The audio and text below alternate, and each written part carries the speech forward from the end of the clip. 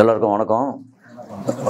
தோழர் உங்களுக்கு தான் நான் வணக்கம் அதை ரொம்ப ரொம்ப நன்றி சொல்லணும். ஏன்னா பிஸி அப்படிங்கிறதுல எல்லாமே இதாக இருந்தால், ஆனால் இந்த மாதிரியான நிகழ்ச்சிகளுக்கெல்லாம் நம்ம நேரம் ஒதுக்கி பேசுகிறதுங்கிறது ரொம்ப பெரிய விஷயம்.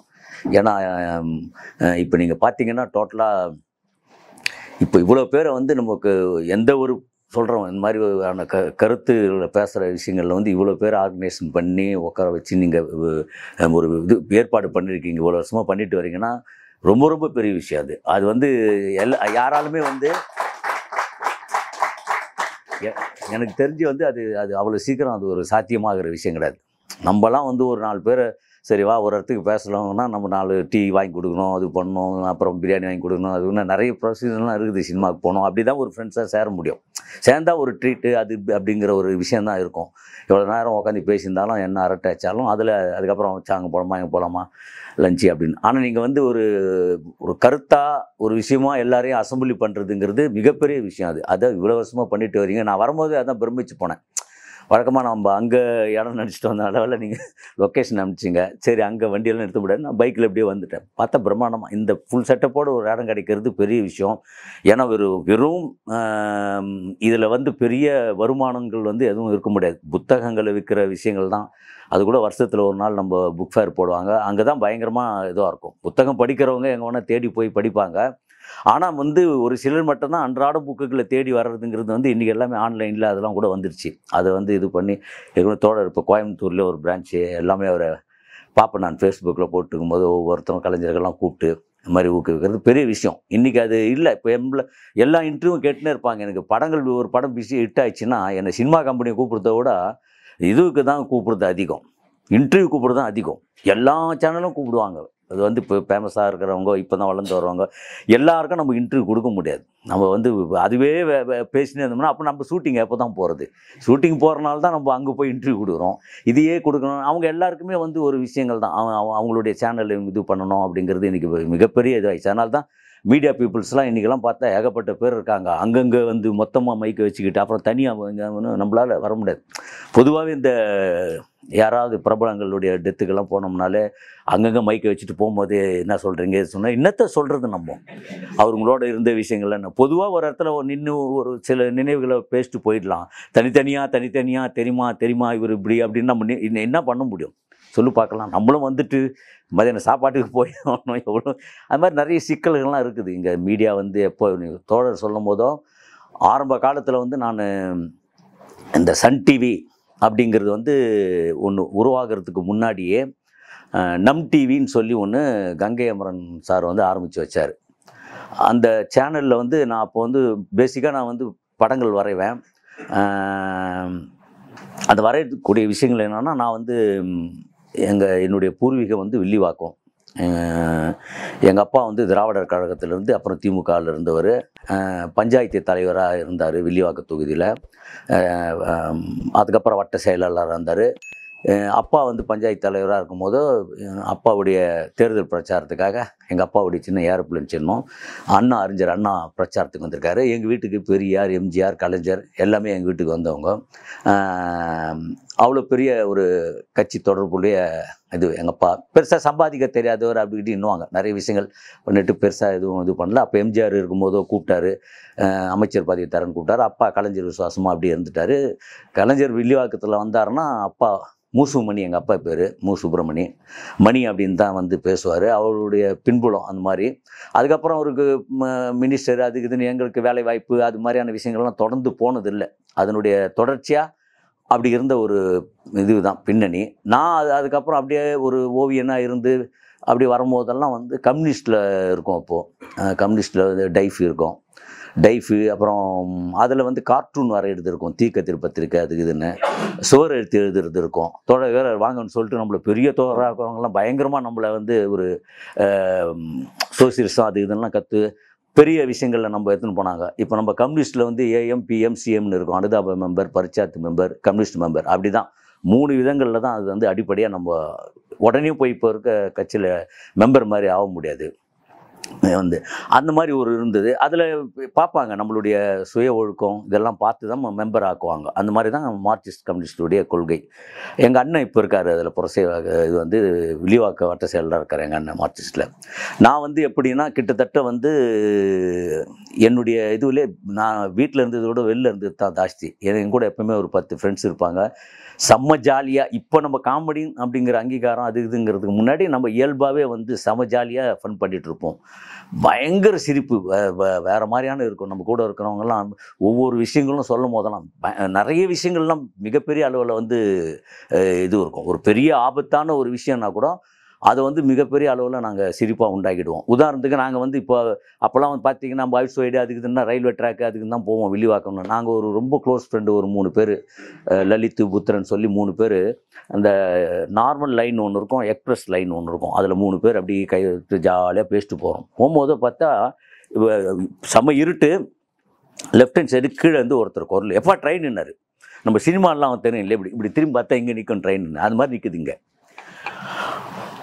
அப்படி பிடிச்சி டக்குன்னு என்ன பண்ணுறோம், அந்த சைடு 3 பேரும் வந்துட்டோம். அப்படி போனால் ட்ரெயின் இப்படி வரோம் தெரியுமா சினிமாலாம், அதே மாதிரி தான்.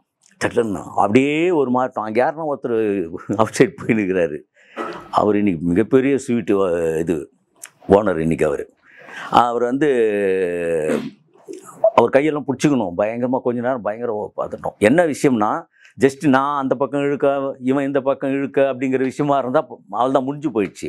அப்புறமா நான் தேங்க்ஸ் தான், பரவாயில்ல உடுப்பான்ட்டு சொம்பு எல்லாம் எடுத்துக்கணும், அதை கழுவு உடுப்பா கொஞ்சம் நேரம்னு சொல்லிட்டு அதுக்கப்புறம் வந்து வேறு லெவலில் வந்து இன்றைக்கி அப்படி இருந்தவர் தான் இன்றைக்கி பெரிய ஸ்வீட் ஸ்டாலே வச்சுருக்கிறாரு.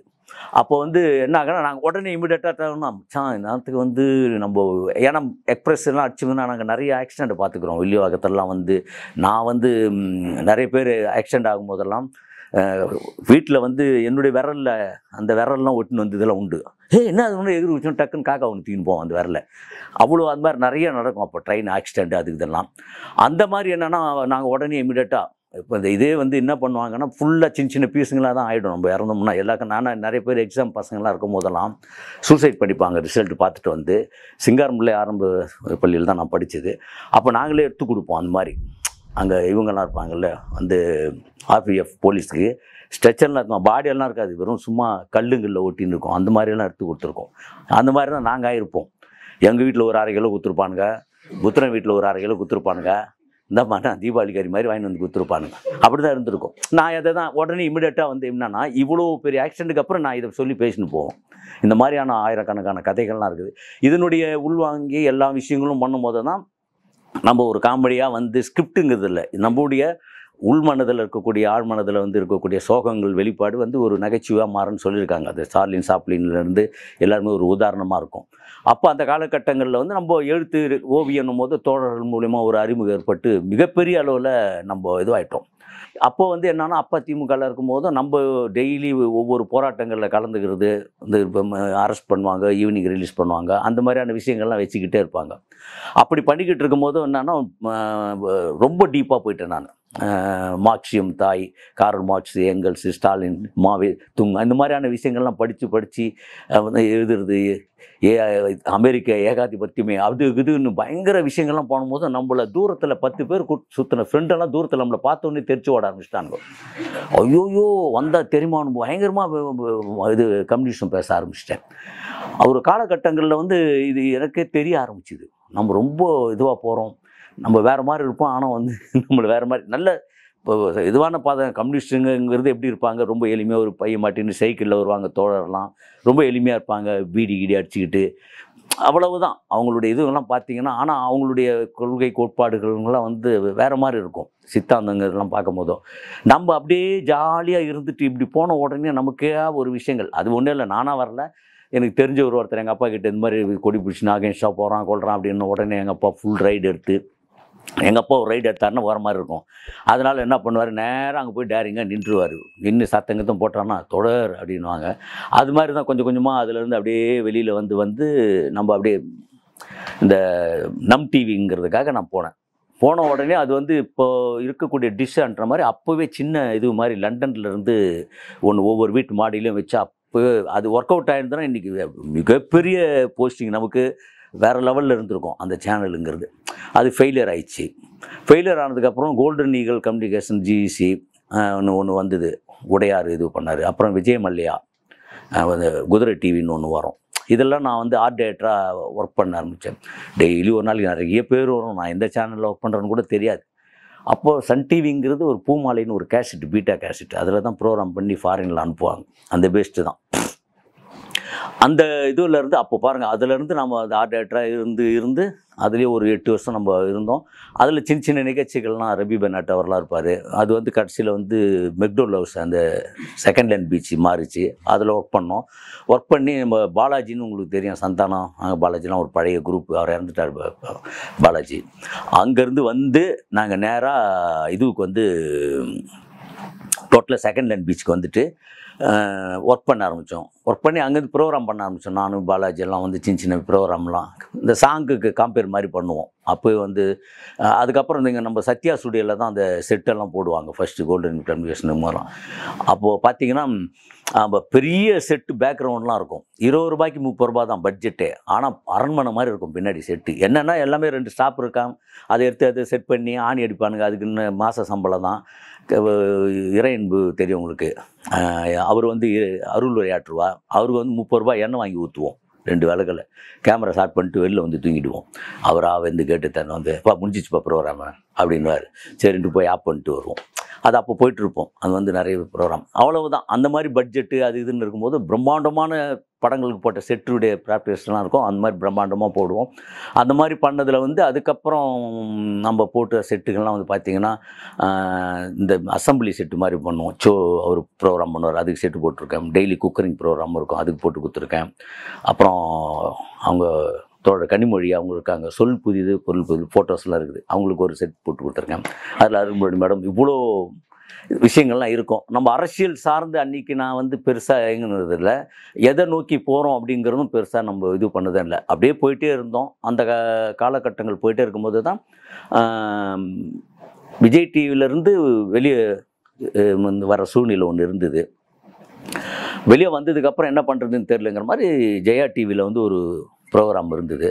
அந்த ப்ரோக்ராம் பார்த்திங்கன்னா 2 பேர், காமெடி பஜாருங்கிற ஒரு ப்ரோக்ராமு. நான் ஜேக்கப்னு 2 பேர் பண்ணுவோம்.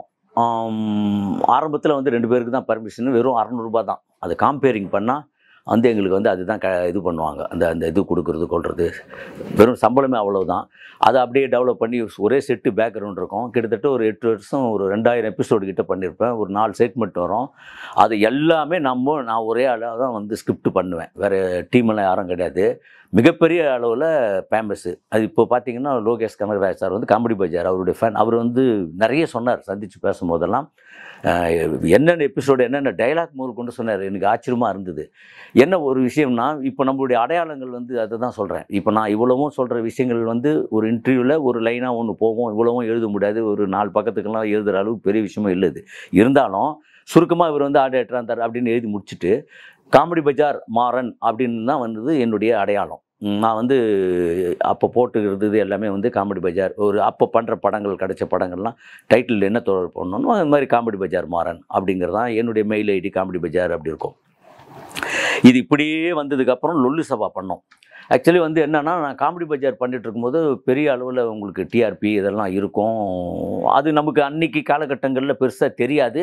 ஆனால் தோழர்கள் வந்து பார்க்கும்போது என்னென்னா, இந்த மாதிரி ஞாயிற்றுக்கிழமை 1:30 மணிக்கு அந்த நிகழ்ச்சி எங்கே இருந்தாலும் ப்ரோக்ராம் பார்க்க வந்துடுவோம். நாங்கள் வேலூர் ஜெயிலில் இருந்தால் கூட வந்துடுவேன். அதுக்கப்புறம் சரியா அது என்னென்னா அந்த மாதிரி நிறைய பேர் சொல்லுவாங்க. அது ஒருத்தர் சொல்லி பார்க்குறதுக்கு 1 வருஷம் ஆகிடும். ஒருத்தர் பார்த்தாங்கன்னா பயங்கர இம்ப்ரெஸ்ஸாக இருக்கும். ஏன்னா இன்றைக்கி எந்தெந்த காமெடி எபிசோடுகள் என்னென்ன ஃப்ராங்க் ஷோ பண்ணுறாங்களோ இது எல்லாத்தையும் நான் அப்போ பண்ணிட்டேன். அவ்வளோ எபிசோடுகள் வந்து நான் வந்து அவ்வளோ கான்செப்ட், அவ்வளோ எபிசோடுகள் வந்து அவ்வளோ பார்த்தேன். மேக்ஸிமம் ஸ்கிரிப்ட் இருக்குது இப்போ நம்மக்கிட்ட. பட் ஆனால் எபிசோடாக பார்க்க போகும்போது பார்த்தவங்க சில பேர் தான். இப்போ நான் ஒரு ஆஃபீஸ் போகிறேன் வந்து, சார் உங்கள் காமெடி பஜார்லாம் பார்த்துக்கிறேன்ட்டு அதுக்கப்புறம் நான் என்னுடைய ப்ரெசன்டேஷனை நான் எதுவும் சொல்ல மாட்டேன். அது வந்து என்ன விஷயம்னா அவ்வளவுதான். நம்ம அதுக்கு மேலே பேசி எதுவும் இது பண்ணல. ஏன்னா காமெடி பஜாரில் நம்மளை பார்த்துட்டாங்கன்னா நம்மளை ஈஸியாக அடையாளம் கண்டுப்பாங்க. அதுக்கப்புறம் நம்மளுக்கு தெரியும் அப்படிங்கிறது தான் என்னுடைய இது. அது மாதிரி தான் லோகேஷ் கனகராஜன் வந்து நான் இதுலேருந்து பார்த்துட்ருக்கேன் காமெடி பஜார்லேருந்து அப்படின்னு சொல்லுவார். எனக்கு சந்தோஷமாக இருக்கும். மற்றவங்களுக்கு வந்து தெரியாது. லொல்லு சபாவும் சில பேர் பார்த்துருப்பாங்க, பார்க்காம இருந்திருப்பாங்க. எல்லாரும் பார்த்துருப்பாங்கன்னு நம்ம சொல்ல முடியாது. என்னுடைய நிகழ்ச்சி 1:30 மணிக்கு போட்ட உடனே அது வேறு ஏதோ ஒரு நிகழ்ச்சிக்காக காலையில் 8:30 மணிக்கு எடுத்து போட்டாங்க ஜெயா டிவியில். இவங்க என்னுடைய 1:30 மணிக்கு லொல்லு சபா போட்டாங்க. இது விஜய் டிவிங்கிறது ரிப்பீட்டேஷனுங்கிறதுக்கு வந்து மிகப்பெரிய இது. ஒரு நாள் ஃபுல்லாலாம் போடுவாங்க லொல்லு சபாவை. நீங்கள் பார்த்துருப்பீங்கன்னு நினைக்கிறேன். அவ்வளோ எபிசோடு. அதுக்கப்புறம் அந்த லொல்லு சபா போடும்போது சந்தானம் வந்து சினிமாவில் வந்ததுனால என்னென்னா, அவர் ஒரு சினிமா ஆக்டருங்கிறனால அது போட்டுக்கிட்டே இருப்பாங்க ரிப்பீட்டேஷனு. நம்ம எபிசோடுங்கிறதுனா அவ்வளோ இருக்காது. அதுக்கப்புறம் நம்ம பண்ண எபிசோடெலாம் வந்து நம்ம பெரிய ஃபேமஸும் கிடையாது. அதனால் என்ன பண்ணிட்டோம்னா, நான் நேராக வந்து 1:30 மணிக்கு இந்த டைம் போட்டோம்னா வந்து அது கொஞ்சம் ரொம்ப கஷ்டமாக தான் இருக்கும். லொல்லு சபா நம்ம வெளிலேருந்து பார்க்குற காமெடியெல்லாம் மிகப்பெரிய ரிஸ்க் எடுத்து மரண விளையாட்டெல்லாம் இருக்குது உள்ளே போனோம்னா. அந்த மாதிரியான விஷயங்கள்லாம் இருக்குது. ரொம்ப கொடுமை பெரிய இதுலாம் அன்றைக்கி பொருளாதார ரீதியாக, பேமெண்ட் ரீதியாக, சேனல் ரீதியாக அவ்வளவு தான் ஒரு சேனல் ரன் பண்ணுறது. இன்றைக்கி நம்ம ரேஞ்சுக்கு ஏற்ற மாதிரி தான் நான் ஒரு நடிகரை அடையாளப்படுத்துறது. அதனால் அப்போது வந்து நானாக ரிஸ்க் எடுத்து பண்ணும் போதுன்னா லொல்லு சபாவில் ஒரு குறிப்பிட்ட எபிசோடுகள் பண்ணியிருப்பேன். அவ்வளோதான். ஒரு 40 எபிசோடு பண்ணேன்னா இதில் வந்து 2000 எபிசோடு பண்ணியிருப்பேன் காமெடி பஜாரில். என்னென்னா, இந்த லொல்லு சபாவை எடுத்து வெளியில் யூடியூப்பில் இருக்குது. இப்போ கொரோனா டைமில் பார்த்திங்கன்னா எடுத்து போட்ட உடனே பயங்கர இதுவாகிடுச்சு. ஏன்னா சந்தானத்தும் எல்லா எபிசோடும் பார்த்துட்டு வேறு யாருன்னா தேர்னாங்க. 2 வருஷத்தில் என்ன இருக்குதோங்கிறத எல்லாத்தையும் எடுத்து பார்க்கும்போது தான் நம்மளுது பார்க்க ஆரம்பித்தாங்க. அப்போ தான் ஃபேமஸ் ஆச்சு. லொல்லு சபா மாறன். நான் போட்டுக்கிட்ட பேர் வந்து காமெடி பஜார் மாறன். லொல்லு சபா மாறனுங்கிறது என்னுடைய அடையாளம் இல்லை. ஆனால் லொல்லு சபாலேருந்து வர்றவங்களுக்கு, அந்த எபிசோட்லேருந்து ஃபேமஸ் ஆனவங்களுக்கு, அவங்களுக்கு அது ஃபேமஸ்ஸு. இப்போ வந்து எல்லாமே லொல்லு சபாலேருந்து வந்திருக்கிற எல்லாருமே ஃபேமஸ் ஆனாங்க. அவங்களுக்கு அது லொல்லு சபான்னு போட்டுக்கிட்டால் லொல்லு சபா மாணவர், லொல்லு சபா சாமிநாதன், லொல்லு சபா ஈஸ்டர், லொல்லு சபா உதயி, லொல்லு சபா பதிமிதா, லொல்லு சபா ஜீவா, இவங்க எல்லாருக்குமே அது அடையாளம். ஏன் அடையாளம் காமெடி பஜார். காமெடி பஜாருங்கிற அடையாளம் அது காணாமல் போயிடுச்சு. நான் வந்து ஆனால் லொல்லு சபாங்கிற அடையாளம் என்னென்னா, அதை வந்து அப்படியே இதுவில் ஏற்றலை. யூடியூப்பில் காமெடி பஜாருங்கிற ஒரு எபிசோடு என்னமோ இருக்குது, அவ்வளோதான். அது ஏற்றதுனால என்னுடைய அடையாளமே நம்ம பண்ணி வச்ச எல்லா விஷயங்களும் ஒன்றுமே தெரியும். அது இருந்திருந்தால் பெரிய இன்றைக்கி எல்லா எபிசோடுக்கும் அதே மாதிரி பண்ணியிருப்பேன். அதோட சூப்பராக பண்ணியிருப்பேன்னு சொல்ல முடியாது. அதெல்லாம் பண்ணிட்டேன் அப்படிங்கிற ஒரு அடையாளங்கள் அது கண்ணெதிர இதுவாகிடுச்சு. இப்போ தோழர் சொன்னார் பாருங்க, அன்றைக்கி வந்து நம்ம சினிமாவிலேருந்து வந்தோம்னா அந்த இதுவங்க தான். அப்போ சேனல்லேருந்து வந்தாலே ஒரு மாதிரி பார்க்குறது அப்படிங்கிற விஷயங்கள் தான். அது 2 இது இருந்தது, முரண்பாடுகள் இருந்தது. இன்றைக்கி சேனல்லேருந்து வந்தோம்னா வேறு லெவலில் வந்து இது பண்ணுவாங்க, கொண்டாடுறாங்கன்னு வச்சுங்களேன். அன்றைக்கி நான் ஏன் அந்த மாதிரி ஆச்சுன்னா, வந்து நான் விடைகள் காமெடி பஜாருக்கு அப்புறம் வெளியில் எனக்கு படங்கள் இதுவாச்சு. நம்ம அவர் இவர் ஜேக்கப் அவர் வந்து ஜெயா டிவி ஸ்டாஃப் வெளிலேருந்து படங்கள் கொடுக்கும்போதோ எப்படி மன்மதன்கிற ஒரு படம் வந்து சந்தானத்துக்கு அறிமுகமாச்சோ, அதே சிம்பு சார் வந்து என்னையும் ஜேக்கப்பையும் கூப்பிட்டார். இந்த மாதிரி வாங்க அப்படின்னு. போலீஸ் கூட இருக்கக்கூடிய 2 கேரக்டர். அவர் எப்பயுமே நடிகர்கள் வந்து புதுசாக உருவாகும் போது அவங்களுக்கு கூப்பிட்டு வாய்ப்பு கொடுக்குற கேரக்டர் சிம்பு சார். அந்த இதுவில் என்னையும் கூப்பிட்டாரு. அது எனக்கு தெரியாது. அதை வந்து ஜேக்கப்பும் என்னையும் கூப்பிட போகும்போதோ, ஜேக்கப்பு அப்புறம் கொஞ்ச நாள் கழிச்சு சொன்னாப்புல சிரிச்சிக்கின்னு, உன்னையும் என்னையும் கூப்பிட்டாரு. நான் தான்ப்பா வேணான்ட்டேன்னா. அதுக்கப்புறம் கடைசியில் வரைக்கும் அவன் லைஃப்பில் நான் வேணான்ட்டேன். ஏன்னா வந்து ஒரு காமெடி பஜார் நிகழ்ச்சிங்கிறது வந்து எப்படின்னா, ஸ்கிரிப்ட் எழுதுறது எனக்கு என்னால் நினைவில் தெரிஞ்சு நம்ம பண்ண ஃபன்னுக்குன்னெல்லாம் ஓரளவுக்கு பேப்பரில் எடுத்துன்னு வந்துடுவேன். நிறைய பேர் சொல்லுவாங்க, நான் ஸ்கிரிப்ட் எப்படி இதுனா பஸ் டிக்கெட்டில் எழுதின்னு போவேன் பின்னாடி. அதை வந்து என்னன்னா, அது எத்தனை போய் தான் கொடுப்பேன். அங்கே கொடுத்த உடனே 75 பைசா கொடுப்பான். டேய் நான் இதான் எழுத போகிறேன் அப்படின்னு சொல்லிட்டு இது பண்ணி என்ன பண்ணுவேன், அங்கே அந்த உனக்கு இது சேல்ஸ் எல்லாம் இன்டர்வியூவில் எல்லாமே சொல்லுவாங்க நடித்தவங்கள கூட, நீ இதை பேசுவேன். அது ஒரு எபிசோடு வந்து இதை பேசுன்னு சொல்லிட்டு நான் ஒன்று பேசுவேன். நீ அங்கேருந்து அதை வந்து இதை பேசி அவன் பேசணுன்னு அது ஒரு எபிசோடாக முடிப்பேன். மைண்டில் இருக்கிறது நான் வந்து ஸ்கிரிப்டாக ஒன்று எழுதியிருந்தால் தானே நீ உன் டைலாக் இதுன்னு சொல்ல முடியும். எனக்கு இருக்கும்போது நீ இது பேசுனா நான் ஃபில் பண்ணிவிடுவேன். சரி, இப்போ இதுவும் லொல்லு சபா மாதிரியான ஒரு செட்மெண்ட்டும் ஒன்று வைப்பேன். ரொம்ப இன்ட்ரெஸ்டிங்காக பண்ணுவோம். நம்ம பண்ணுறது எல்லாமே ஒரு இதுவெல்லாம் ரொம்ப ஹூண்டிங் இருக்காது, பட் ஜாலியாக இருக்கும். அந்த மாதிரி எபிசோடுகள் வந்து நான் வந்து ஜேக்கப்பை வச்சுன்னா, இப்போ எனக்கு ஒரு வாரம் முடிஞ்ச உடனே செம்ம இது இருக்கும். இமிடியேட்டாக அடுத்த வாரத்துக்கு உண்டான விஷயங்கள் எழுத ஆரம்பிச்சிடணும். அப்போ பார்த்தானா ஸ்கிரிப்ட் வந்து அப்படியே எனக்கு வந்து நான் கம்பெனி பஜாரில் 8 வருஷம் பண்ணுறேன்னா, இந்த ஸ்கிரிப்ட் எழுதணும் அப்படின்னும் போது என்னென்னா, எனக்கு எப்போவுமே இப்போ ஹாப்பி மைண்டு தான். இப்போ நம்ம வந்து அவர் இறைன்பு கூட சொல்லுவார், நம்ம குளிக்கிறோம் அப்படின்னும் போதும் நம்ம வந்து ஒரு 4 பக்கெட் தண்ணியை ஊற்றிக்கணும், அதுக்கப்புறம் உடம்பு வரைக்கும் சோப் போடணும், அதுக்கப்புறம் கொஞ்ச நாளைக்கு தலைக்கு போடணும், அப்புறம் மூஞ்சிக்கு ஒரு சோப் போடணும் அப்படிங்கிற ஒரு ஆர்டர் இருக்கும். இதான் இப்போ நானும் பண்ணுகிறேன்னு வச்சுங்களேன். அந்த தண்ணியை ஊற்றி நான் அனுபவிச்சே அந்த சோப்பை போட்டு தேய்ச்சிக்கின்னு முழுமையாக குளிக்கிற அந்த உணர்வு இருக்கு இல்லையா, அப்படிங்கிறது இருக்காது. இப்போ வந்து என்னன்னா அது அது ஒரு என்ஜாய் பண்ணி குளிக்கிறது அப்படிங்கிற ஒரு விஷயம். ஒரு காஃபியே சொல்லுவாங்கல்ல, எத்தனை காஃபி சாப்பிட்டோம், ஒரு நாளைக்கு 52 காஃபி சாப்பிட்டேன். 52 காஃபி சாப்பிட்டியானா, ஒரே காஃபியை 52 ரூபா சிப் பண்ணுவோம். ஒரு ரூபா சிப் பண்ணும் போதும் ஒரு காஃபி அப்படிங்கிறது ஒன்று சொல்லுவாங்க. இல்லை கேள்விப்பட்டு தான், நானாக சொல்லலாம் இல்லை, நீங்கள் நினச்சிக்காதீங்க, அவ்வளோ புத்தால் தருமா.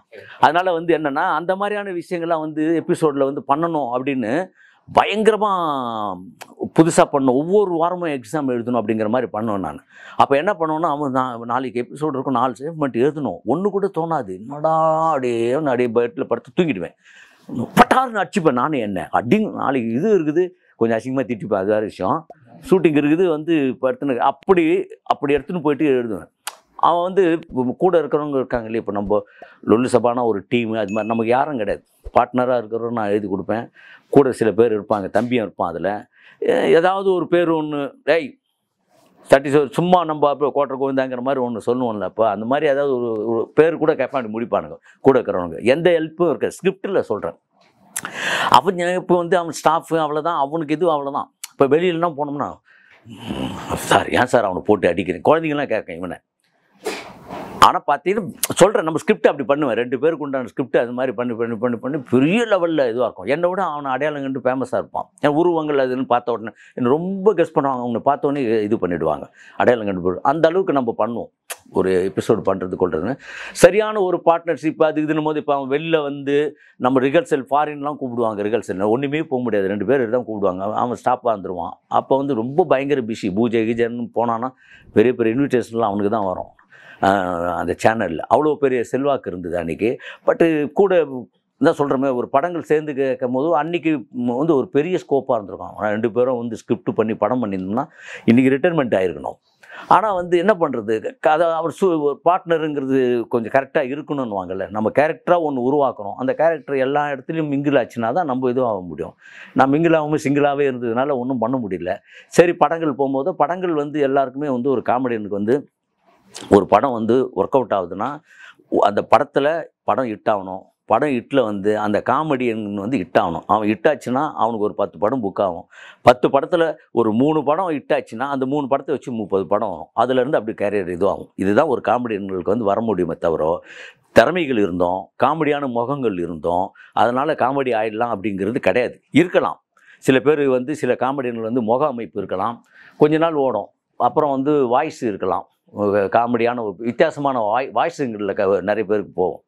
புதுமையான வாய்ஸுகள் இருக்கும். நம்ம நடைமுறையில் இருக்கிறத விட கொஞ்சம் புதுமையான வாய்ஸுகள் என்னும்போது வாய்ஸுங்களில் போவோம். ஒரு காமெடியனாக வந்து அவர் இருக்கார், அவர் காமெடியன் ஆர்டிஸ்ட் ஆகிட்டாருன்னா ஒன்லி வாய்ஸு. காமெடியனுக்கு காமெடி சென்ஸுங்கிறது நிச்சயமாக இருக்கணும். ஒவ்வொருத்தருக்கும் இப்போ ஹீரோனா ஹீரோக்கு எல்லா சென்ஸும் இருக்கணும்னு வாங்க இல்லையா. முகம் அழகு மட்டும், உடல் வாக்கு மட்டும் எல்லாமே அவங்க 6 பேக்கில் இருக்கணும்.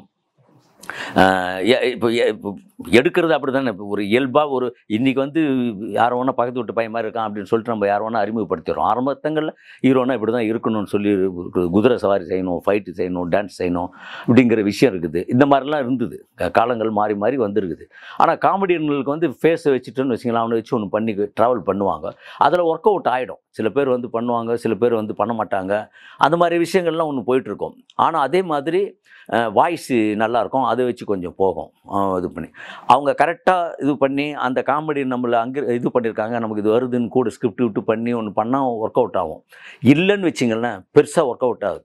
இப்போ என்னுடைய இதுலேயே நான் பார்த்து இது பண்ண வந்து மனோகர் பார்த்திங்கன்னா மனோகர்னுவாங்க. நாங்கள் விஜய் டிவி தான் மெக்டோல் ஹவுஸில் இருக்கும் போதும் அவர் வந்து கார்ப்பரேஷன் பேங்க்கில் வேலை செஞ்சுருப்பார்.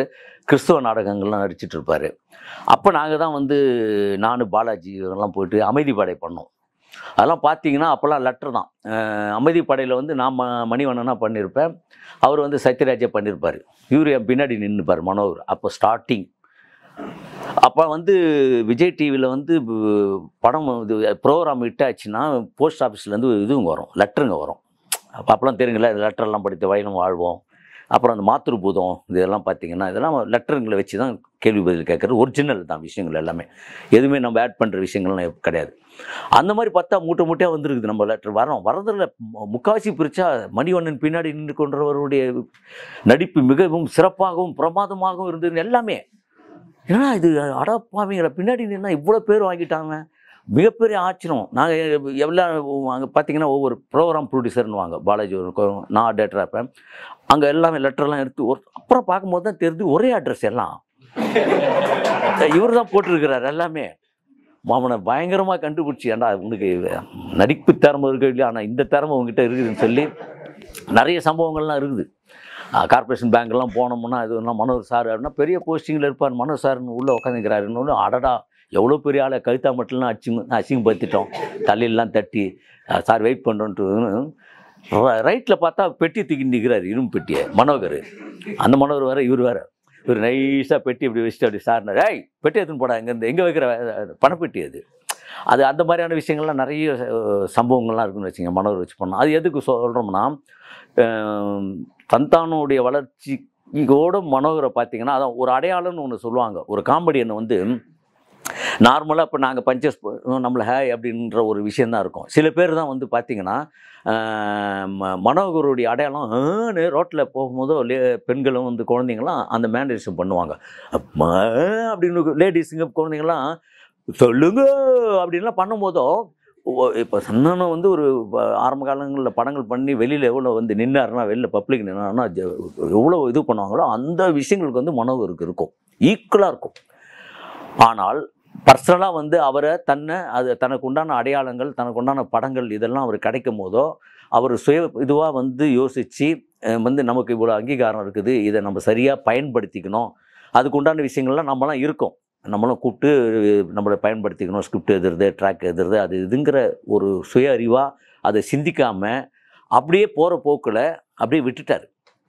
இப்போ கூட சமீபத்தில் பார்த்தீங்கன்னா வீடு கட்டல, அதுக்கப்புறம் பையனை ஹீரோ ஆக்கணும்னு ஒரு 10 லட்சம் இங்கே அவர் 2 லட்சம் கொடுக்கும்போது கூப்பிட்டு பேசணும்.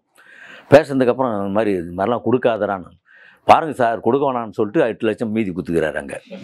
அது என்ன பண்ணுறது நம்மளே சொல்லிட்டு அந்த மாதிரியான விஷயங்கள்லாம் பண்ணி இன்றைக்கி ரொம்ப இதுவாக இருக்கிறாரு. நீங்கள் பார்த்தீங்கன்னா லுல்லு சபாவில் இன்றைக்கி நம்ம உதய் பார்த்தீங்கன்னா சுகர் இதுவாகி ஓமந்தூரா இதுவெல்லாம் வந்து ஒரு கால் எடுத்துருக்கிறாங்க. ஃபேஸ்புக்கில் இதுன்னு நீங்கள் பார்த்துருப்பீங்கன்னு நினைக்கிறேன். வெங்கட்ராஜன் உள்ளே ஒருத்தர் பண்ணார், அவரும் இதுவாக இருக்கார். ஆண்டனின்னு ஒருத்தர் இருப்பார், அவர் இது காலெல்லாம் இதுவாகி ஹாஸ்பிட்டலில் தான் இருக்கார். என்னென்னா இதில் ஈஸ்டர்ன் வந்து அயர்லாந்தில் இருக்கிறார். சில பேர்லாம் பார்த்தீங்கன்னா அதில் மீண்டும் ஒரு சிலர் தான் வந்தோம். யோகி பாபு, நான், மதுமிதா, இந்த மாதிரியான சினிமாவில் அப்படி இப்போ இன்றைக்கி இதுவாக அப்படி போயிட்டுருக்கு நினைத்துரும். என்னென்னா ஒரு ஒரு உழைப்பு, ஒரு காமெடி இதுவங்கெல்லாம் நம்ம பேசி நம்ம ஜொலிக்கணும், நம்ம இந்த டைமுங்கிற காலகட்டங்கள்லாம் வந்து அதை கடைசியில் தாண்டி கிடைக்குது. உங்களுக்கு பரவாயில்ல இப்போது கிடச்சிருக்குது அப்படின்வாங்க. இப்போ நான் என்னை செத்துட்டேன்னு சொல்லி போஸ்டர்லாம் போட்டாங்க, இனிமேல் ராசி உனக்குன்றாங்க. அது என்னன்னா அது இது இந்த வயசில் இவர் ஹீரோவாவலி அப்படிங்கிற ஒரு காம்ப்ரமைஸ் தான், எல்லாமே காம்ப்ரமைஸ் பண்ணிக்கிறது. இப்போ நம்ம பயங்கர பவராக ஓடி உழைக்கணும், டே அண்ட் நைட் ஷூட்டிங் அப்படின்னா அந்த காலகட்டங்களை கடந்து நம்ம இப்போ வரும்போதோ நம்ம என்னதான் அப்படியே கொஞ்சம் டெய்கெல்லாம் அடிச்சுன்னு யூத்தாக இருந்தாலும் நம்ம ஏஜிடாக வந்து எனக்கு 10 நாள் நைட் ஷூட் போது 6 to 6ன்னா முடியாது. அந்த தூக்கத்தை நம்ம வந்து ஈக்குவல் பண்ணவே முடியாது. காலையில் வந்து படுத்து மறுபடியும் நம்ம படுத்தோம்னா காலையில் 6 மணிக்கு வந்து 7 மணிக்கு படுப்போம், 7 மணிக்கு சாப்பிட முடியாது. சாப்பிட முடியாமல் நம்ம என்ன பண்ணுவோம்னா ரொம்ப பயங்கர இதுவாகும், டிஃபன் சாப்பிட்டுனா தூங்கணும்னு தோணும். அப்படி படுத்துட்டோம்னா மதியானம் தான் எழுந்துப்போம். மதியானம் எழுந்துட்டோம்னா லஞ்சு முடிச்சிட்டோம்னா 2 மணிக்கு 3 மணி ஆகிடும். 4-5 மணி ஸ்பாட் ரொம்ப தூரம்னா 5 மணிக்கு எழுந்துக்கணும். தூக்கம் சரியாக இருக்காது. மறுபடியும் போனால் அப்படியே உட்காந்துனே இருக்கணும். இந்த காலையில் ஷூட்டிங் வரைக்கும் போவோம்னா சில நேரங்கள் நம்ம சாப்பிட்டு கூட மாட்டாங்க, கேரவுண்டில் உட்காந்து இருந்தோம். கேரவுண்ட் இருக்குது ஓகே, இல்லைன்னா குளிர், இல்லை கொசுக்கடி, இல்லை வந்து புழுக்கமாகிற சீசனாக வேர்த்து கொட்டுனுக்கும். ஆனால் தனிமையாக ஃபோன் எவ்வளோ நேரம் பார்த்துருக்க முடியும், பயங்கர கடுப்பாக இருக்கும். நம்ம ஷூட்டிங்கில் இருக்கோம், கேரவுண்ட் கொடுத்துருக்குறாங்க, நம்ம சாப்பிட்டு கூப்பிட்றாங்க அப்படின்னா எப்போ கூப்பிட்றது, எவ்வளோ நேரம்னா நான் வேறு இந்த ஃபோன் வேறு வெயிட்டாக வாங்கிட்டேன். ஒரு பெரிய விஷயம் இதில் என்னென்னா வெயிட் ஆகிறதுனால கை வலின்னு வச்சுருவேன் கொஞ்ச நேரம். அது ஒரு நல்லதாகிடுச்சு, என்னடா வெயிட் ஆகுதுன்னு கவலைப்பட்டேங்கிறனால சந்தோஷப்பட்டேன். அந்த மாதிரி எவ்வளோ நேரம் பார்த்துக்க முடியும். அது சில நேரங்களில் சிக்னல்லாம் அதெல்லாம் இருக்காது. வெளில வந்து அடிக்கடி காட்டினோம்னா 10 கொசு கையில் உட்காந்துக்கும், போடான்ட்டு அப்படின்ட்டு உள்ளே வந்துடுவேன். அது மாதிரியான கொடுமை. சில நேரங்கள்லாம் வந்து எவ்வளோ நேரம் தான் இவனை வந்து இது பண்ணுறது, எப்போ கூடுவாங்க தெரியாது, தூங்கவும் முடியாது, ரொம்ப கஷ்டமாக இருக்கும். அது மாதிரி நிறைய உண்டு. சில நேரங்களில் வந்து அப்படியே ஒரு இடம் போனோம்னா வாங்க நின்று இங்கே நின்று ஃபோட்டோ எடுத்துக்கினா நம்ம வீட்டில் கூப்பிட்டு போகிறாங்கன்னு வச்சுக்கேன், தயங்கி தயங்கி தயங்கி நிற்பாங்க. ஒரு இடம் சொல்கிறேன், இது வந்து ஒரு இதற்கு தானே ஆசைப்பட்டாயின்னு ஒன்று வரும். இது ஒரு பெரிய இதுதான். அதை நோக்கி போகணுன்னு ஆசை வரும். போனால் அதுக்கப்புறம் ஐயோ ஏன்டா ஒரு நாள் நமக்கு லீவாக இருந்தால் நல்லா இருக்கணும், 10 நாள் ஷூட்டிங் கூப்பிடணும், என்ன அது கூப்பிடவே இல்லை ஒரு நாள் கூட அப்படின்னு ஒரு ஃபீலிங் வரும். இது சகஜமான விஷயங்கள் தான். இது நான் வந்து என்னுடைய சினிமா கேரியரில் வந்து நான் ஒரு காலகட்டங்களில் வந்து லுலு சபா அதுக்கப்புறம் சில படங்கள்லாம் பண்ணி கொஞ்சம் ஃபேமஸாக இருந்தேன். பயங்கரமாக ஃபேன்ஸுங்கெல்லாம் கார் பின்னாடி பைக்கெல்லாம் வருவாங்க, அப்படிலாம் இருந்தது. ஒரு காலகட்டங்களில் படம் பண்ணணும்னு முடிவு பண்ணேன். சினிமா வந்து நமக்கு சேனலுங்கிறது நமக்கு எந்த சேனல் எங்கே எப்போ போனாலும் நமக்கு ரெடி. ஏன்னா நம்மக்கிட்ட ஸ்கிரிப்ட் இருக்குது. ஒரு சேனலில் நம்ம வந்து இது சக்ஸஸ் பண்ணியிருக்கிறோம், அப்படி போகலான்னு.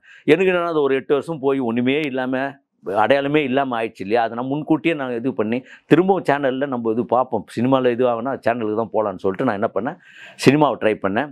ஒரு இறைமகனுங்கிற ஒரு 12-13 வருஷத்துக்கு முன்னாடி ஆரம்பித்தேன். அது படத்தில் ஓப்பனிங் நான் தான் ஒரு லீட் கேரக்டர் மாதிரி, ஒரு சாமியார் மேட்ரு மாதிரி ஒன்று வரும். இயல்பான கதை. கிட்டத்தட்ட வந்து இப்போது இன்றைக்கி ஒரு ஜேபேபி மாதிரியான ஒரு லைவான கதை. இப்போ காமெடி மாதிரியான ஸ்கிரிப்டில் எனக்கு லைவான விஷயங்கள், நம்ம இப்போ ஜேபேபி எப்படி அங்கீகாரம் கிடைச்சதோ அந்த மாதிரியான கதையை நான் அப்போவே முன்கூட்டியே தீர்மானித்து அதுக்கு உண்டான விஷயங்கள் எடுத்தேன். எடுத்ததுக்கப்புறம் ப்ரொடியூசராக அந்த லேப்டாப்பை தூக்கி நான் 12 வருஷமாக ட்ராவல் பண்ணேன். என்னுடைய சொந்த பணம் 40 லட்ச ரூபா இடங்கள் விற்ற படங்கள்லாம் ஒரு ஆஃபீஸ் போட்டு அவர் ட்ராவலிங் பண்ணி ரொம்ப கஷ்டப்பட்டேன். ப்ரொடியூசருங்கிறது வந்து கிடைக்கவே இல்லை, எனக்கு சரியான ப்ரொடியூசர் கிடைக்கல. ரெண்டாவது நம்ம ஒரு நல்ல படங்கள்ங்கிறது வந்து ஒரு இப்போ உங்களுக்கு தெரியும், பல சேது படம் எவ்வளோ சாட்சி, அது யாரும் வேணான்ட்டாங்க, அந்த மாதிரியான ஒரு லிஸ்ட்டில் சில படங்கள் மாட்டோம். அது மாதிரி ஒரு சில படம் மாட்டினதுக்கப்புறம் நான் வந்து என்ன செஞ்சேன்னா, 12 வருஷம் ட்ராவல் பண்ணிட்டேன். எதை நோக்கி போகிறதுன்னு இல்லை. இப்போ டிவிக்கே போயிடலாமா, இல்லை வந்து சினிமா இல்லை நம்மளை கூப்பிட்டா தானே உண்டு, அதனால் என்ன பண்ணலாம், சரி ஓகே அப்படின்னு குழப்பத்தில் இருக்கும்போது நம்ம டீம் எங்காவது வெளில ஜாலியாக போகிறது சந்தான டீமு அப்படிங்கிறது தான் நமக்கு தெரிஞ்ச சினிமா டீமு. அதனால் அங்கே போயிட்டு வாய்ப்பு கேட்டேன், ப்ரொடியூசர் அப்படிங்கிற மாதிரி கேட்க போகும்போது அவர் சில இடங்கள்லாம் சொல்லுவார், சொல்லி தான் விட முடியும். அன்றைக்கி இருக்கக்கூடிய சூழ்நிலை அவங்களா பண்ணணும்னு நினச்சா முடியும். சரின்னு சொல்லிட்டு அப்படியே டீமில் இருக்கும்போது அவங்க வந்து நம்ம டீம் இனிமேல் இப்படி தான் சொல்லி சந்தானத்தை வச்சு ஒரு ஸ்கிரிப்ட் பண்ண ஆரம்பித்தாங்க. அதில் சும்மா நான் அப்படியே உக்காந்தேன். எனக்கு வந்து ஸ்கிரிப்ட் வந்து வெளியில் நான் எங்கேயும் பண்ணி கொடுத்ததில்லை, எனக்கு நான் பண்ணிக்கிட்டேன். அதுக்கப்புறம் இங்கே நம்ம டீம்னும் போது அங்கங்கே அப்பப்போ சொல்லும் போதோ அப்படியே இனிமேல் இப்படி தான் ஒரு கதை உருவாச்சு. அதெல்லாம் இருந்தேன். உடனே அடுத்த படம் ஒன்று ஸ்டார்ட் ஆச்சு. அடுத்த படம் அப்படிங்கிறது இது வரைக்கும் ஒரு 10-15 படம் பண்ணிட்டார். இந்த டிடி தில்லுக்கு துட்டு 1, 2 வடுகப்பட்டு ராமசாமி அதுக்கு முன்னாடி வரைக்கும் நான் ஒர்க் பண்ணேன். வந்து இது பண்ணேன், A1க்கு முன்னாடி வரைக்கும் ஒர்க் பண்ணேன். அப்படியே போயிடுச்சு. இப்போ என்ன பண்ணுறது, இறைமகனே பண்ணிடலாமா, இல்லை வேணாம் அது நமக்கு அந்த காலகட்டங்கள் தாண்டிட்டோம், தூக்கி போட்டு அதை காமெடி ஆக்கணும், அதை காமெடியாக பண்ணிடலாமா, அது வேணாம், சரி சந்தாந்து ஹீரோவை வச்சு பண்ணிடலாமா அப்படிங்கிற ஒரு குழப்பங்கள் போயிட்டே இருக்குனதுலாம் A1 படம் வந்து அது ஒரு சின்ன பட்ஜெட்டில் தான் பண்ணணும். அப்படிங்கிறனால கொஞ்சம் பெரிய ஆர்டிஸ்ட் அது இதுன்னு போனால் கொஞ்சம் இது வாங்கினா நம்ம சேர்ந்து பண்ணோம். அது கிளிக் ஆச்சு. அதை வச்சு எனக்கு படம் வந்தது. ஃபஸ்ட்டு கொரோனா வந்தது, மறுபடியும் ஒன்று கொஞ்சம் ஒரு லேக் வந்தது, மறுபடியும் பாரிஸ் ஜெயராஜ் படம் வந்தது. அதை வச்சு சில படங்களை வச்சு 2வது கொரோனா வந்தது. சரி அதுலேயும் ஒன்றுமே இல்லை, ஓகே என்னன்னு பார்த்தா 3வது டிக்கிலோனா வந்தது. என்னை இன்னும் நீ பைத்தியக்காரனாவே நினச்சிருக்கிறல்ல அப்படிங்கிற விஷயம் வந்து பயங்கர இதுவாச்சு, கிளிக் ஆச்சு. அதுக்கப்புறம் படங்கள் வந்ததுக்கப்புறம் இன்றைக்கி நம்ம நிறைய பண்ணிகிட்டே இருக்கோம். படங்கள் வந்து காமெடி அது மாதிரியான விஷயங்கள்லாம் வந்துகிட்டே இருக்கும்போது தான் ஜேபேபி.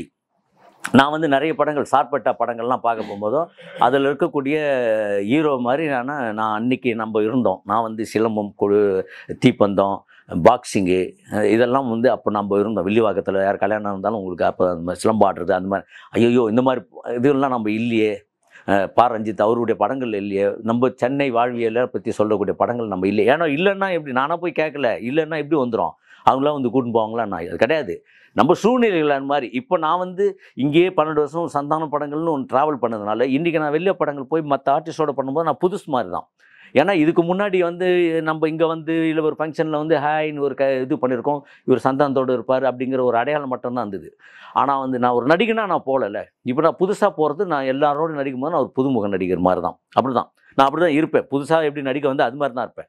நான் ஒரு 20-30 வருஷமாக இதில் இருக்கிறேங்கிறதுனால திமிராலாம் இருக்க மாட்டேன். என்னுடைய இயல்பு தான்.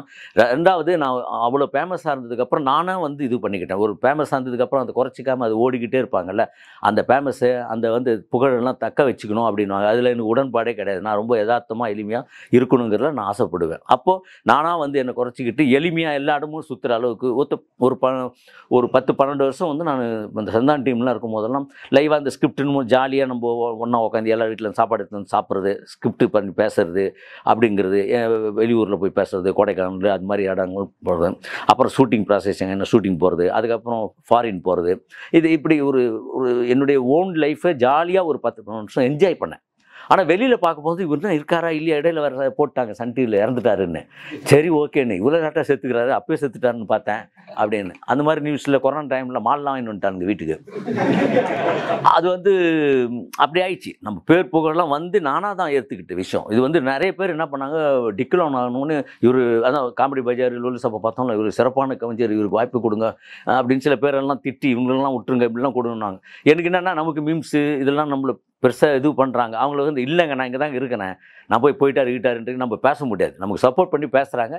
இருந்தாலும் அவங்களுக்கெல்லாம் ரொம்ப நன்றி சொல்லிக்கிட்டு நம்ம இப்போ அப்படியே போயிட்டுருக்கு. நான் ரொம்ப பெரிய இதுவெலாம் இல்லை, இதுவெல்லாம் இல்லை. நமக்கு இப்போ கூட வந்து ஒரு பெரிய படம் வந்து 70 நாள் கேட்டாங்க. நான் இடையில வந்து எனக்கு கண்டினியூட்டி படங்கள் ஒரு 2, 3 படங்கள் இருக்குது. அதுக்காக நான் என்ன பண்ணிட்டேன், வேணான்னு தவிர்த்துட்டேன். எனக்கு அது வர்றதெல்லாம் வந்து இது பண்ணிக்கிட்டு கமிட் பண்ணிவிட்டு போகிறேங்கிற எனக்கு எந்த விதமான கனவுகள் அதெல்லாம் வந்து எதுவுமே வந்து கிடையாது. இருக்கிற வரைக்கும் சரி ஓகே ஜாலியாக பண்ணிவிட்டு போவோம் அப்படிங்கிறது தான் என்னுடைய கதை சுருக்கம். அவ்வளோதான். சாரி நான் ரொம்ப மொக்க போட்டேன்னா என்னன்னு தெரில.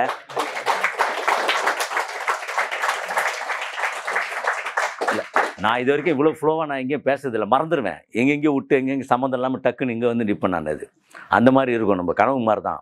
பஸ்ஸுக்காக வெயிட் பண்ணிட்டு ட்ரெயினில் ஏறி போய் நிற்பேன். அதனால் வந்து இது எதுவும் ஃப்ளோவாக வந்துருச்சுன்னு நினைக்கிறேன். நம்ம தோழரானது தான் நினைக்கிறேன். அதெல்லாம் சிறப்பு. எனக்கு ஒரே ஒரு சின்ன இதுவே, நீங்கள் கேள்வியெல்லாம் கேட்குற மாதிரி எனக்கு தோழர் இவங்களை எப்படி தோழர் நீங்கள் அசம்பிளி பண்ணுறீங்க, இவ்வளோ தோழர்கள்லாம் வந்து எப்படி நீங்கள் இன்றைக்கி வந்து எனக்கு நான் காலேஜெல்லாம் போவோம் தோழர், சில காலேஜெலாம் அந்த ஜேபிஏபி இதுக்கெல்லாம் போனோம். ஒரு அந்த டிபார்ட்மெண்ட்டில் இருக்கிறவங்க நம்ம ப்ரொமோஷனுக்காகலாம் போவோம் இல்லையா, இது விஸ்காம் டிபார்ட்மெண்ட்லாம் இருக்காங்க. தோழர் ஒவ்வொருத்தரும் ஒவ்வொன்று பேசினுப்பாங்க, எழுந்து போயின்னு இருப்பாங்க. நாளைக்கு அவங்க படங்கள் திரைப்படங்கள் அது இதுன்னு அந்த இதுவே இருக்காது தோழர். அந்த அசம்பிளி பண்ணி உட்கார வச்சு இந்த இது இருக்குங்களே அது இருக்காது. எல்லாமே நான் இயல்பாக சொல்கிறேன். நான் அவங்களுக்கு வரவங்க கொஞ்சம் ஒரு பெரிய ஆர்டிஸ்டாக எதிர்பார்ப்பாங்க. எல்லா இதுவும் அப்படி தானே. கொஞ்சம் இது அப்படின்னு சில பேர் அங்கேருந்து யார் அப்படின்னாங்க, அது என்கிட்டே கேட்கலாமே அப்படின்னு கேட்பாங்க. ரொம்ப நேரமாக கேட்டுனுப்பான், நான் பேசி முடிக்கிற வரைக்கும் யாருன்னு. அந்த மாதிரிலாம் உண்டு. அது நமக்கு வந்து தெரியல, சரி ஓகே கேட்குறாங்க ஓகேன்னு. சில பேர் தெரிஞ்சுக்கிட்டே கேட்பாங்க, யார் இவரே இங்கெல்லாம் வந்து இது பண்ணிக்கிறேன் இனிமே பொண்ணுங்க கூட அது மாதிரி பண்ணோம். ஏய் வா அப்படின்னு. அதுக்கு அவனை அவசரமாக அங்கேருந்து கூட்டு போனோம். அதுக்காக அவன் யாருன்ட்டு என்னெல்லாம் கட் பண்ணிவிட்டு அதுக்கப்புறம் போயிட்டு இந்த பக்கம் ஓடி வந்து நம்மக்கிட்ட ஃபோட்டோ எடுக்கும். அது வேறு விஷயம். அது நிறைய உண்டு. அதில் வந்து நான் நிறைய என்ன பண்ணுவேன்னா, தோழர்கள் வந்து நான் நிறைய இன்டர்வியூவில் சொல்லியிருப்பேன், பெரிய இயக்குநர்கள் எல்லாமே வந்து நீங்கள் நடிங்க அப்படின்வேன். என்ன காரணம்னா, நான் ஒரு நடிகராக வந்து நம்ம ஒரு ஷூட்டிங்கில் கமிட் ஆகிறோம் அப்படின்னா நமக்கு வந்து பேசுவாங்க, என்ன வேணும் பேமெண்ட்டு பேசுவோம், எத்தனை நாள் கால் ஷீட்டு, எங்கே லொக்கேஷனு, நீங்கள் எதில் வரீங்க, ஃப்ளைட்டாக போட்டுமா இல்லை காரில் வந்துடுறேன், அசிஸ்டன்ட் பேட்டா டிரைவர் பேட்டா, இந்த மாதிரியான விஷயங்கள் இருக்கும். பர்சனல் மேக்கப் மேன் அது கொஞ்சம் வளர ஒவ்வொன்றும். அப்புறம் கேரவன் அப்படிங்கிறது ஒன்று இருக்குது. ஃபஸ்ட்டு யாரவன் கேட்பானுங்க, அதுக்கப்புறம் கேட்டு ஃபேமஸாக இருந்தால் கேரவன் கொடுப்பானுங்க. அதுக்கப்புறம் வந்து இதுவில் வந்து இது பண்ணுவானுங்க ஒரு ஆரம்ப கட்டங்களில். அங்கங்கன்னா ஒரு வீடு அந்த வீட்டில் தங்க வச்சுருவாங்க. கொஞ்சம் ஃபேமஸ் ஆனதுக்கப்புறம் அந்த 3 இது வரும், 1/3 ஒன்று விடுவாங்க. அதில் கூட ஒரு 2 பேர் இருப்பானுங்க. அதுக்கப்புறம் எல்லா ஜூனியர் ஆர்டிஸ்ட்டும் இங்கே தான் பாத்ரூம் போயிட்டு ட்ரெஸ் மாற்றின்னு போவாங்க. அது வந்து இதுதான், அது ரேஞ்சு பொறுத்து நம்ம சினிமாவில் கொடுக்குற விஷயங்கள் தான் அது. அதுக்கப்புறம் ப்ரொடக்ஷன் தட்டிலே பார்த்தீங்கன்னா அது அந்த இதுங்கெலாம் இருக்கும். இதில் இது கூட்டு, இதில் ஒரு பொரியல்னுவாங்க. கொஞ்சம் ஃபேமஸ் ஆனதுக்கப்புறம் அதே கூட்டு பொரியல் அதே கிண்ணத்தில் வைப்பானுங்க. வேறு ஒன்றுமே இல்லை. இது வந்து ஒவ்வொருத்தருடைய இதுவான விஷயங்கள் தான். டபுள் கேரவனுங்கிறது சிங்கிள் கேரவனாக மாறும். இந்த மாதிரியான விஷயங்கள் தான். கால் ஷீட் பிரச்சனை, இந்த மாதிரியான சினிமாவில் இது காலகாலமாக நடந்து வர ஒரு விஷயம். இது அடிப்படை இப்படி தான் பண்ண முடியும். எல்லாருமே கொடுத்து ஒரு இடத்துல ஒன்று பண்ண முடியாது. ஒரு 5000 பேர் ஒரு இடத்துல அசம்பிளி பண்ணுறாங்கன்னா அந்த இடத்துல வந்து நீங்கள் ரெஸ்ட் ரூமு அது இதெல்லாம் இருக்காது. மோஸ்ட்லி லேடிஸுக்கு ட்ரெஸ் மாற்றுறது கொள்வது பாவம் கஷ்டமாக இருக்கும். அவங்க அவ்வளோ பேரும் அந்த இடத்துல எனக்கு சில இடங்கள்லாம் கேரவனே நிறுத்த முடியாது. இப்போ நானே இப்போ தோழர் அங்கே ஆஃபீஸ் வச்சுருக்காரு, அங்கே வண்டி நிறுத்த முடியாதுன்னு பைக்கில் தான் வந்தேன். இங்கே பார்த்தா 50 வண்டி நிறுத்தலாம் போல இருக்குது. அது இதுக்கு ஏற்ற மாதிரி சில லொக்கேஷன் போய்டுவோம், அந்த இடத்துல கேரவன்லாம் நிப்பாட்ட முடியாது. நிறைய சிக்கல்கள்லாம் இருக்குது ப்ரொடக்ஷனில். ஒவ்வொரு ஷூட்டிங்கு சமாளித்து ஒரு ப்ரொடக்ஷன் ரன் பண்ணுறதுங்கிறது நிறைய சினிமாவில் வந்து நம்ம நினைப்போம், ஆனால் அது வேறு மாதிரி ஒன்று இருக்கும், கஷ்டங்கள் இருக்கும். அதே நேரத்தில் சினிமாவில் ஒரு ஆர்வமாக வந்துட்டு இதுதான் லைஃப், இதுதான் உலகம் அப்படின்னு சொல்லி இதில் சாதிக்கணும்னு சொல்லி ஒரு சின்சியர் இருக்குது இல்லையா, அது ரொம்ப ரொம்ப ரொம்ப குறைவு. சினிமாவில் வந்து இன்றைக்கி இயக்குநர்கள்கிட்ட ஒவ்வொரு 10 அசிஸ்டண்ட்டுங்க இருக்காங்கன்னா எல்லாருமே நம்ம பார்க்குறோம் அந்த ஒரு கரெக்டான ஒரு தெளிவான ஒரு சிந்தனை இதை நோக்கி போகிறோம். சில பேர் நான் பார்த்து ஒன்றுமே என்ன இப்படி இருக்கீங்களேன்னு பார்த்தவங்கன்னா பெரிய படங்கள்லாம் பண்ணியிருக்காங்க. நம்ம அப்படியே கணக்கு போட முடியாது. எல்லாருமே வந்து என்னென்னா ஒரே விஷயம், நம்ம சினிமாக்காக வந்து இதுதான் பண்ணுறோம், இதை நோக்கி போகிறோம்னா அதில் முழு கவனம் செலுத்தணும். முழுக்க முழுக்க வந்து இன்றைய வந்து சினிமாவை இன்றைக்கி எந்த படம் மோஸ்ட்லி பார்க்க தரணும். எனக்கு வந்து இந்த படம் அந்த படங்கள்லாம் இல்லை, எல்லா படமும் பார்க்கணும்னு தோணும், ஆனால் முடியாது. அதே மாதிரி புத்தகங்கள்ங்கிறது அன்றாட அரசியல் புத்தகங்கள் வந்து படிக்கணும். அது நீங்கள் எதனா ஒரு கேள்வி கேட்டு நான் பதில் சொல்கிற மாதிரி ஒரு விஷயத்தை இப்போ எல்லாத்தையும் பேசி முடிச்சிடுற மாதிரி ஆகிடுப்போமா? இல்லை பேசலாமா? சரி, ஓகே. இல்லை எனக்கு நான் இவ்வளோ ஃப்ளோவாக இல்லை. எனக்கு வந்து இந்த மாதிரி நான் இது வரைக்கும் மொத்தமாக தான் போயிருக்கிறோம். 4-5 பேர் தான் பேசிப்போம். ஆளாளுக்கு ஒன்று பேசுவாங்க. அவங்க ஒரு சீரியஸாக பேசும்போது நான் கொஞ்சம் காமெடியாக பேசுவேன். இப்போ நானே கொஞ்சம் ஒரே ஆளுங்கிறனால தான் எல்லாம் சேர்ந்து அப்படி பேசுகிறேன். நம்மளுடைய வாழ்வியலில் சொல்ல வேண்டியதாக போயிடுச்சு. காமெடி பஜார் பண்ணிட்டு இருக்கும்போது எனக்கு வந்து அந்த துணுக்குகள்லாம் இருக்குங்க இல்லையா, அந்த எனக்கு வந்து நிறைய விஷயங்கள் வந்து எவ்வளோ தான் எடுக்க முடியும். அப்போ என்ன பண்ணுவோன்னா, எப்பவுமே என்கிட்ட வந்து ஒரு காமெடியை கூட அப்படியே உல்ட்டா பண்ணிவிடுவேன். அதை உல்ட்டா பண்ணி தான் நம்ம இது பண்ணுவோம். சிலது வந்து எனக்கு ஜோக்ஸுங்க இது மாதிரியான விஷயங்கள்லாம் அப்போ எனக்கு ரொம்ப உந்துதலாக இருக்கும். நிறைய புத்தகங்கள் வந்து நான் தேடி தேடி படிப்பேன். கவிதைங்கிறது வந்து எனக்கு ரொம்ப இன்ட்ரெஸ்டிங்காக இருக்கும். எல்லாமே ஒரு சீசன் ஆகும். ஒரு காலகட்டங்களில் ராஜேஷ்குமார் கதெல்லாம் படிச்சுட்டு கையில் கத்தியோடலாம் சுற்றின்னு போயிருக்கேன். சும்மா ஒரு இது மாதிரி தான் ஆக்டிங்லாம் பண்ணிக்கின்னு அது மாதிரிலாம் ஒரு விஷயம்.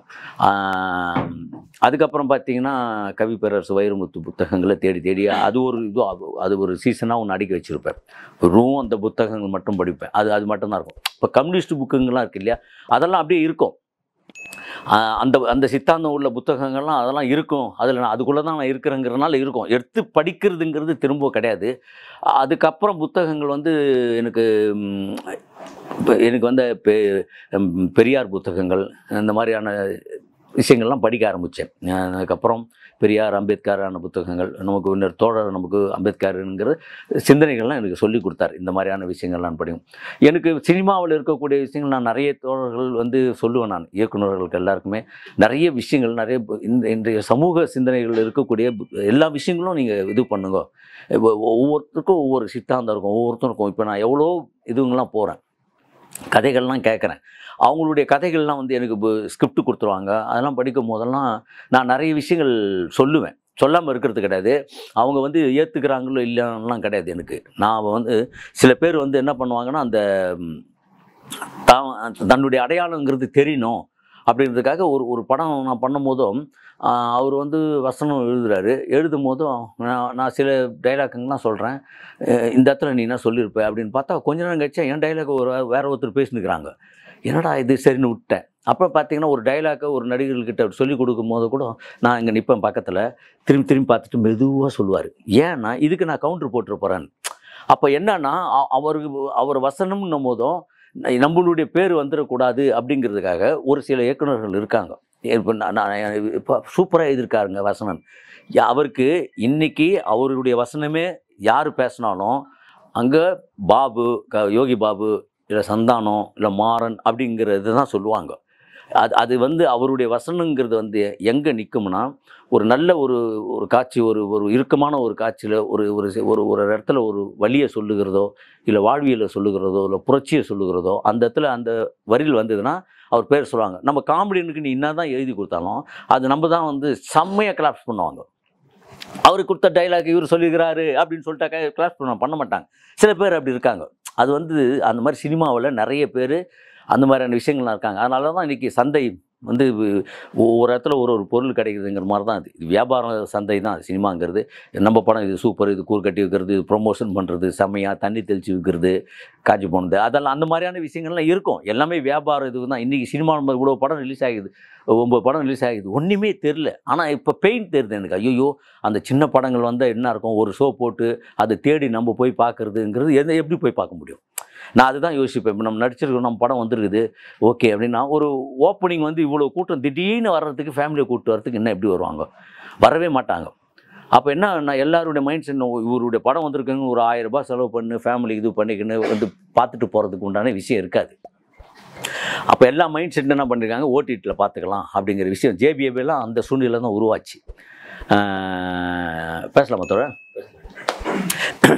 பேசலான்னு பேசவானான்னு சொன்ன பின் என்ன பேசித்தானே ஆகணும் அப்படின்னு தானே அது சூழ்நிலை புரியுது. அப்போ வந்து ஜேபிஏபிங்கிறது வந்து நான் திருச்சியில் ஒரு படம் கமிட் ஆகிட்டேன், திடீர்னு ரிலீஸ் பண்ணிட்டாங்க. ப்ரொமோஷனுக்கு வந்து ரஞ்சித் ஆனால் வந்து கூப்பிட்டுனேக்கிறாரு. ஏன்னா வேறு யாரும் இல்லை, ஒரு விஷயமாக எல்லாமே வர முடியாது, தினேஷ் நான் அவ்வளோதான். அப்போ வந்து அந்த நேரத்தில் போய் திருச்சியில் நான் மாட்டிட்டேன். ஒரு 30 நாள் 40 நாள் என்னுடைய இது. இங்கே வந்து அந்த படம் வந்து ஓப்பனிங் நல்லா இருந்தது. மஞ்சுவல் பாய்ஸ் இங்கே இருக்கும்போது நான் ஊருக்கு போகிறதுக்கு முன்னாடி மஞ்சுவல் பாய்ஸ் வந்து ஒரு 2 ஷோ போட்டிருந்தாங்க. எழுந்து கிளாப்ஸ் பண்ணுறாங்கன்னு ஒரு வீட்டில் கூட்டின்னு போய் ஃபேமிலியாக போய் படம் பார்த்தோம். ஐயோ செம்மையாக இருக்குது படம் அப்படின்னு சொன்னோம். அப்போ தான் வந்து ஜேபிஏபி ரிலீஸ் ஆகிடுச்சு. ரிலீஸ் ஆகி பார்த்தோம்னா கடைசியில் வந்து என்ன ஆயிடுச்சுன்னா, நம்மளது 2 ஷோ, அது 8 ஷோ ஆயிடுச்சு. நான் திருச்சியில் போய் சண்டே அந்த படத்தோட ஹீரோ எல்லாமே போய் பாலசரவணன் எல்லாமே போய் படத்துக்கு போகிறோம். 2 ஷோ போட்டிருக்காங்க, புக் பண்ணிட்டு போனால் அந்த ஷோவை எடுத்துகிட்டு மஞ்சுவல் பாய்ஸ் பார்க்குறாங்க. என்னுடைய ரூம் பக்கத்தில் கேரளாவிலேருந்து பஸ்லலாம் வந்திருக்காங்க. வந்து இங்கே ரூம் போட்டு இங்கே வந்து நம்ம ரசிக்கிறத அவங்க ரசிக்கிறாங்க. உங்களுக்கு தெரியும், கேரளா மலையாள இதுங்கெல்லாம் வந்து பார்த்திங்கன்னா நம்ம படங்கள் பாட்டுகள் தான் போயிட்டுருக்கோம். அவங்களுக்கு என்னென்னா இந்த அளவுக்கு நம்ம சிறப்பாக கொண்டாடுறோம் அப்படின்னு ஒன்று பெரிய லெவலில் இதுவாகிடுச்சு. அதில் வந்து இந்த படம் 4 வாரம் வரைக்கும் தாக்கு பிடிச்சிது. அதுக்கப்புறம் இல்லை.